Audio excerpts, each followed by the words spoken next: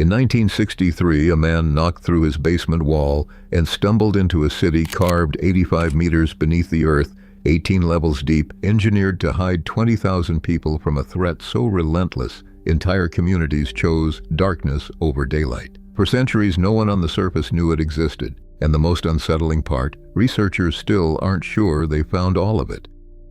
To understand how a subterranean metropolis could remain hidden, look to the geology of central Anatolia. Millions of years ago, volcanic eruptions blanketed Cappadocia in thick layers of ash, compressing over time into a soft rock called volcanic tuff. This material holds a strange quality. When exposed to air, its outer layer hardens into a protective crust, but beneath the surface, it remains soft enough to shape with basic hand tools. Derinkuyu was not constructed with stone blocks or mortar. It was entirely sculpted out of the earth itself, carved room by room. This malleable stone allowed ancient builders to create a massive survival environment, turning the terrain into a shield where an entire population could vanish from sight, safely sheltered for as long as necessary. The drive to abandon the sunlit surface came from unrelenting violence. During the early Middle Ages, central Anatolia became a heavily contested frontier zone where safety was non-existent. The Arab-Byzantine wars of the 7th through 11th centuries brought constant destructive raids across these vulnerable plains. Traditional stone fortifications offered little protection against highly mobile invading armies. Instead, survival demanded complete, invisible disappearance. Derinkuyu was not an isolated novelty. It belonged to a broad, regional tradition of subterranean defense. Over centuries, what began as modest storage chambers carved by earlier Phrygians expanded into multi-layered sanctuaries. When watchtowers signaled an approaching army, entire farming communities abandoned their crops, herded their livestock down dark ramps, and sealed the massive stone doors behind them. This massive complex grew level by level because the strategy worked. Below ground, thousands of people could survive in total silence, waiting out the danger while foreign invaders marched across empty fields directly overhead. In 1963, in the Turkish province of Nevşehir, this silent subterranean world collided with the modern era.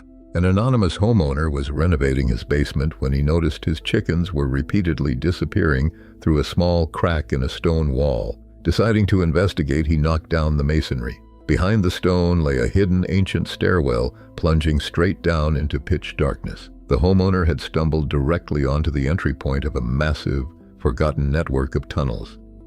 Within days, representatives from the Turkish Ministry of Culture and local archaeologists arrived to secure the site. Venturing down the steps, the first official research teams began documenting and mapping the damp, dusty chambers of the upper levels. This immediate response established the site as a documented archaeological reality. As the team pushed further into the darkness, they quickly realized this was a vast, layered complex, raising immediate questions about exactly what lay waiting in the silent depths.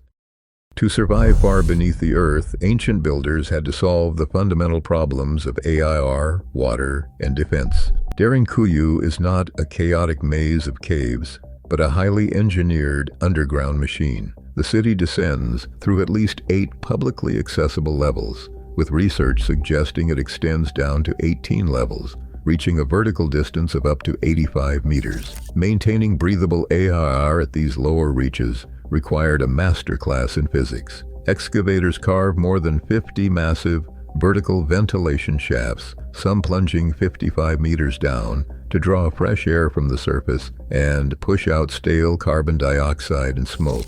These same shafts doubled as protected water wells, tapping directly into clean aquifers far below, ensuring the population could not be poisoned from above. For defense, builders carved massive circular stone doors, weighing up to several tons, set on rolling tracks inside specialized alcoves. A single defender could slide these stones to block the narrow passages, sealing off entire levels from the inside. Behind these impenetrable barriers, vast storage rooms and carved silos kept grain and oil dry and fresh, turning a dark, volcanic underworld into a self-sustaining fortress capable of holding out for months.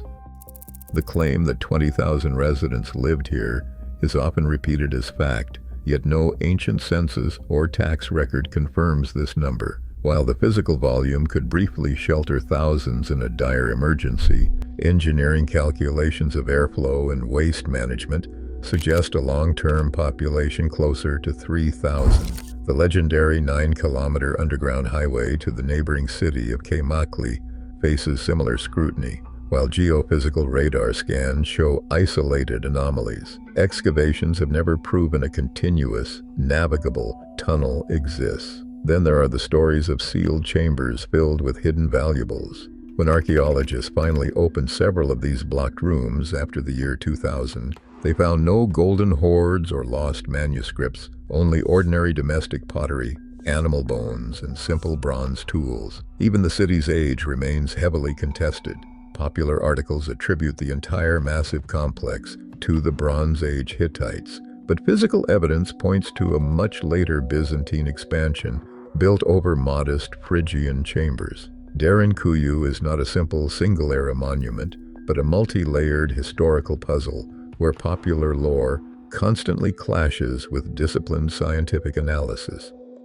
Physical evidence reveals that Derinkuyu was not a temporary military outpost, but a home for entire families. Within the dark corridors, private residential quarters consist of small, windowless rooms clustered around narrow hallways. Here, everyday life was highly organized. Builders carved low stone benches, just 40 centimeters high, directly from the rock walls to serve as seating for daily tasks. To escape the constant dampness, they slept on raised stone platforms supported by short pillars, keeping bedding dry and off the floor. The discovery of children's personal items proves that full households sought refuge here. Museum archives catalog miniature ceramic cups, hand-painted clay toys shaped like animals, and simple learning tablets inscribed with Greek characters. Shared survival required structured cooperation.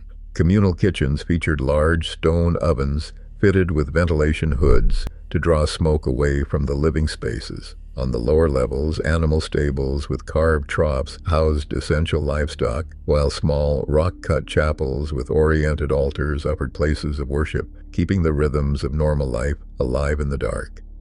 Today, the Turkish Ministry of Culture and Tourism, alongside Nevzahir University, are replacing legend with hard data. Using high-resolution laser scans, specialists map the fragile passages to calculate precise volumes and airflow. Instead of viewing the city as a single ancient creation, ceramic analysis and radiocarbon dating of charcoal from lower hearths reveal a multi-phase history. While modest early chambers date to the Phrygians around the 8th century BC, the massive expansion occurred during the medieval Byzantine era. This scientific work refines the timeline, proving how generations engineered this subterranean space at an astonishing scale. Yet this volcanic rock is highly fragile. With thousands of tourists visiting daily, structural preservation has become the most urgent challenge for the institutions working to save Cappadocia's hidden history. The famous figure of 20,000 residents represents a maximum emergency capacity rather than a permanent daily population. Derinkuyu functioned as a short-term crisis shelter, a highly engineered survival machine designed for temporary protection. During raids, entire communities squeezed into the levels alongside their livestock and stored food, explaining why the numbers became so vast. It stands as a monument to human endurance in the face of annihilation. Yet because massive portions of the complex remain unmapped and unexcavated, the true, ultimate scale of this subterranean world remains buried in the stone. Derinkuyu is no longer just an ancient ruin, it is a mirror. As modern crises intensify, this subterranean fortress reminds us how far humanity will go to survive. Are we prepared to vanish into the dark again? Share your thoughts below and subscribe for more.